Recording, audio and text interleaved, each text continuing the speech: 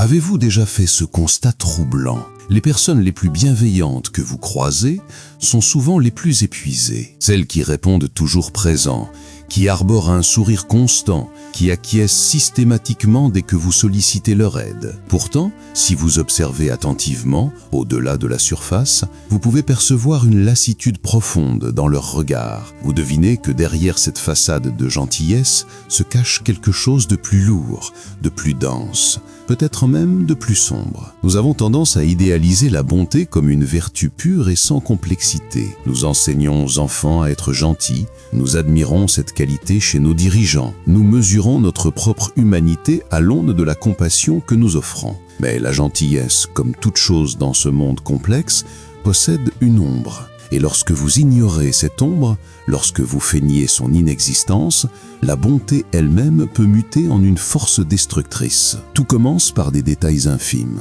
Un enfant apprend que la docilité et l'agréabilité lui rapportent de l'amour. Lorsqu'il met ses propres besoins de côté pour le confort d'autrui, il est récompensé par des sourires, des éloges, voire une affection qu'il ne recevait pas autrement. Avec le temps, cette association s'ancre profondément dans son système nerveux. La gentillesse devient un mécanisme de survie. En grandissant, il devient de plus en plus difficile de dissocier qui il est vraiment de ce que les autres attendent de lui. Il devient le pilier fiable, la bonne personne, l'ami qui ne se plaint jamais. Mais voici la réalité brutale. Lorsque la gentillesse est forcée, lorsqu'elle est propulsée par la peur du rejet ou un besoin désespéré de validation, elle perd sa pureté. Elle devient un masque. Et les masques, portés trop longtemps, finissent par asphyxier celui qui se trouve dessous. Pensez aux gens de votre entourage qui sont d'une bonté infinie. Ils écouteront vos problèmes pendant des heures, vous aideront à déménager, vous prêteront de l'argent qu'ils n'ont pas, sacrifieront leur repos pour s'assurer que vous allez bien. Au premier abord, cela semble admirable, presque sain. Mais si vous avez déjà incarné ce rôle, vous connaissez la vérité. Derrière chaque acte d'auto-sacrifice se cache une rancœur silencieuse, une voix qui murmure « et moi alors ?» Mais cette voix est souvent muselée, car la gentillesse, surtout lorsqu'elle devient chronique, s'accompagne d'une règle tacite. Vous n'avez pas le droit de vous faire passer en premier. La psychologie a donné un nom à ce phénomène, l'usure de compassion. Cela décrit l'état de quelqu'un qui a tant donné de son empathie, tant offert de son attention, qu'il finit par s'assécher totalement. Les soignants le vivent, les enseignants le vivent, les parents le vivent. Mais ce n'est pas réservé à certaines professions. Les gens ordinaires, ceux qui s'identifient comme des âmes charitables, sont tout aussi exposés. Des études démontrent que ceux qui priorisent systématiquement les autres au détriment d'eux-mêmes signalent des niveaux plus élevés d'anxiété, de dépression et même de problèmes physiques, comparés à ceux qui maintiennent un équilibre. La gentillesse, lorsqu'elle n'est pas maîtrisée, devient une forme d'effacement de soi. C'est là son côté obscur. Une bonté sans limite n'est plus de la bonté. Elle devient une forme subtile d'autodestruction. C'est comme arroser toutes les plantes du jardin, sauf ses propres racines.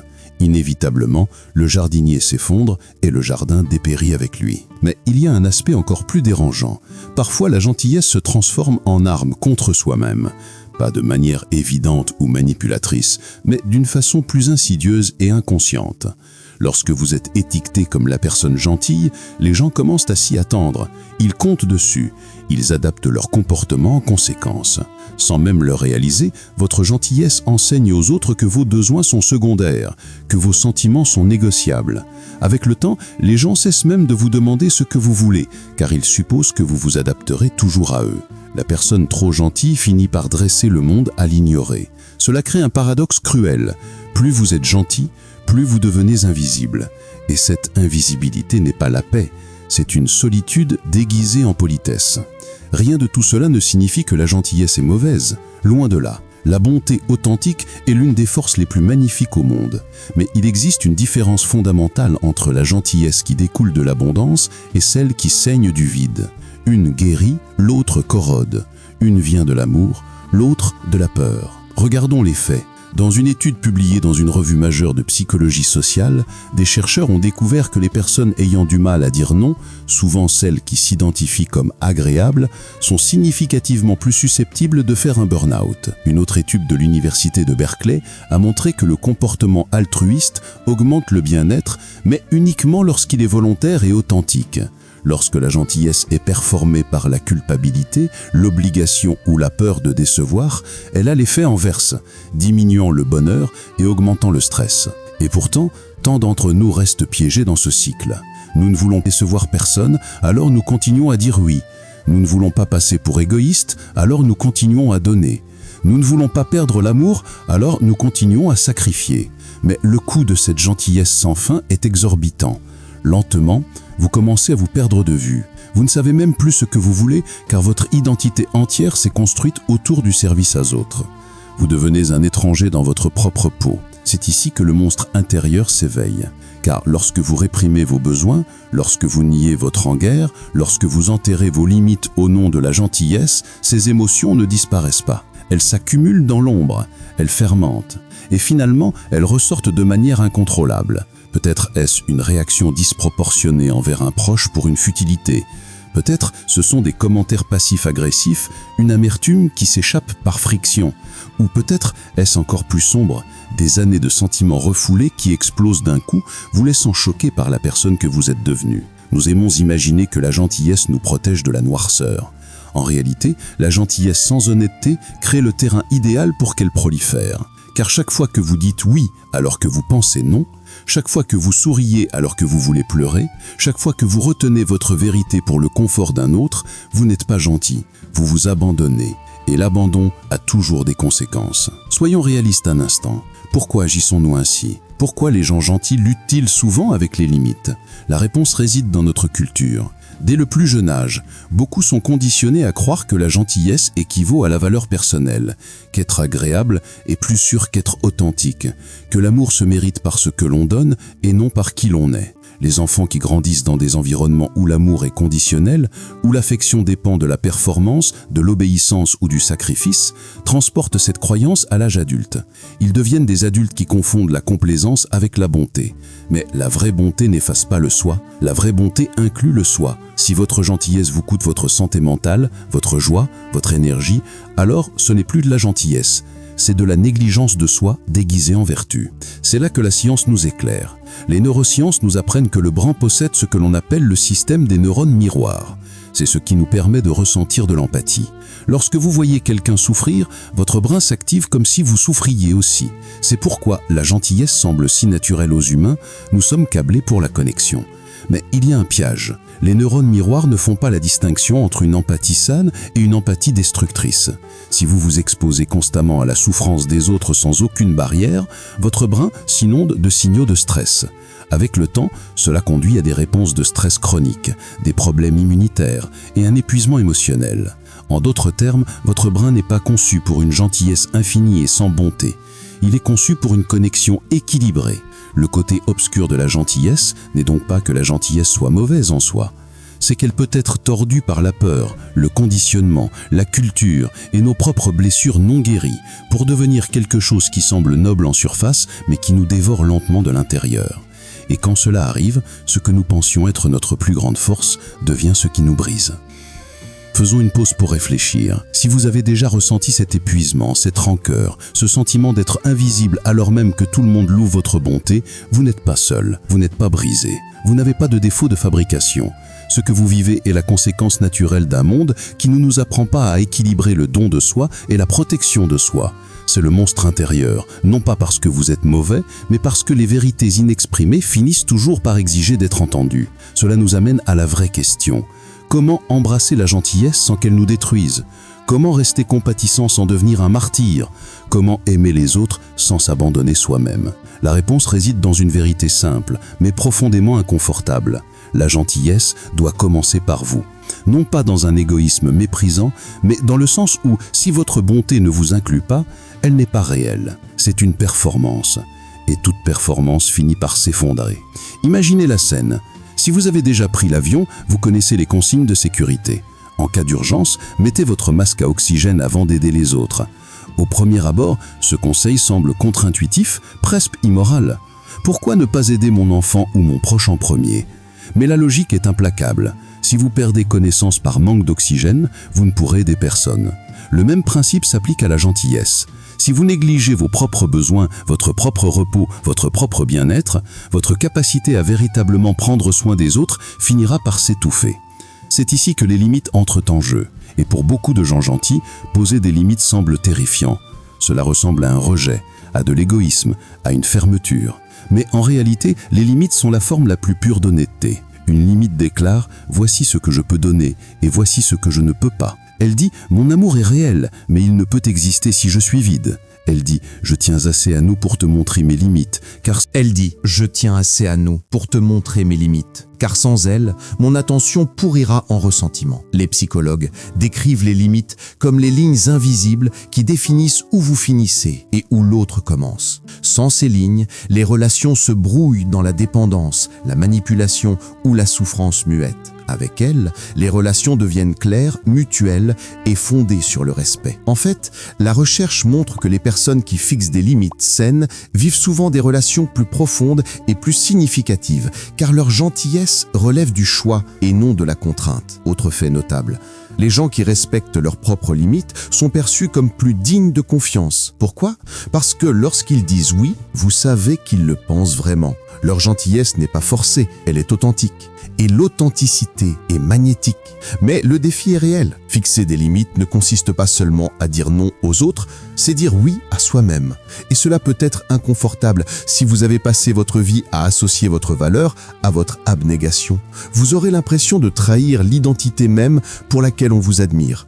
Vous pourriez même perdre des relations en cours de route. Certains n'aimeront pas que vous cessiez de vous surmener pour eux. Certains résisteront, vous accuseront de changer, voire s'éloigneront. C'est douloureux, mais nécessaire. Car les relations construites sur l'attente d'un don sans fin n'ont jamais été véritablement équilibrées. Creusons un peu plus la psychologie. Il existe un concept appelé l'altruisme pathologique. Il décrit ce qui se passe lorsque le désir d'aider cause réellement du tort, soit au donneur, soit au receveur. Par exemple, sacrifier sa santé pour soigner autrui ou sauver constamment quelqu'un, l'empêchant ainsi d'acquérir son indépendance. L'altruisme pathologique ressemble à la gentillesse, mais il crée de la dépendance, de la culpabilité et de l'épuisement. C'est littéralement la bonté qui déraille. Cela se rattache à quelque chose de plus vaste, le mythe culturel de la bonne personne. De nombreuses sociétés idéalisent la gentillesse comme la vertu suprême, mais souvent d'une manière qui encourage subtilement l'effacement de soi. Pensez à la fréquence à laquelle nous entendons « Elle est si gentille, elle ne pose jamais de problème » ou « C'est un bon type, il aide toujours tout le monde ». Cachée dans ces compliments se trouve une hypothèse dangereuse selon laquelle la bonté signifie ne jamais avoir d'exigence, ne jamais dire non, ne jamais perturber la paix. Mais la vraie bonté ne consiste pas à s'effacer.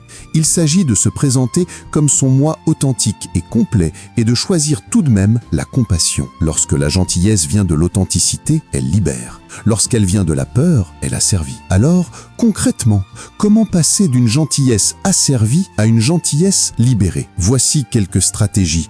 Non pas comme des solutions miracles, mais comme des pratiques de vie. Premièrement, pratiquez la pause. Quand vous demandez quelque chose, ne dites pas oui immédiatement. Prenez une respiration. Donnez-vous l'espace pour vérifier vos propres besoins. Demandez-vous, ai-je l'énergie pour cela? En ai-je envie? Cette demande est-elle alignée avec mes valeurs? Même quelques secondes de réflexion peuvent vous sauver du réflexe de faire plaisir à tout prix. Deuxièmement, apprenez le pouvoir des noms bienveillants.